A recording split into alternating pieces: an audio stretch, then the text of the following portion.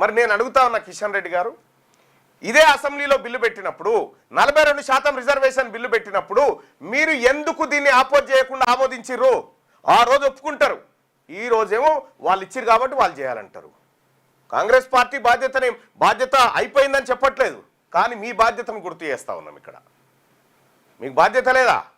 అట్లయితే అక్కడ ముస్లింలు మేము వద్దు అని చెప్పేసి ఎందుకనలే? మరి ఒకవేళ ఎందుకనలే ఆ రోజు అసెంబ్లీలో అనొచ్చు కదా, ఆ రోజు అనాలి కదా, అసెంబ్లీ నుంచి బైకాట్ అని చేయాలి కదా. ఏకగ్రీవంగా చేస్తారు మీరంతా. సభల్లో నేనే కదా బీసీ బిల్లుకు మద్దతు తెలుపమని నేనే మహేశ్వర్ రెడ్డి గారి దగ్గరకు వచ్చి కూర్చొని బీసీ నాయకులను పట్టుకొని పోయి కూర్చొని అన్నా మద్దతు చేయండి అన్న, ఇది బీసీల ఆత్మగౌరవానికి సంబంధించినటువంటి అంశం అన్నా, మా వాటా కోసం చేస్తున్న పోరాటం అన్నా, మేము ఎవరిది గుంజుక తింటలే, మాది మాకు కావాలని చెప్పి నేను మహేశ్వర్ రెడ్డి గారి దగ్గరకు వచ్చి కూర్చున్నా కదా ఆ రోజు. అప్పుడు ఎస్ అన్న మేము ఇస్తున్నాం మద్దతు అన్నారు.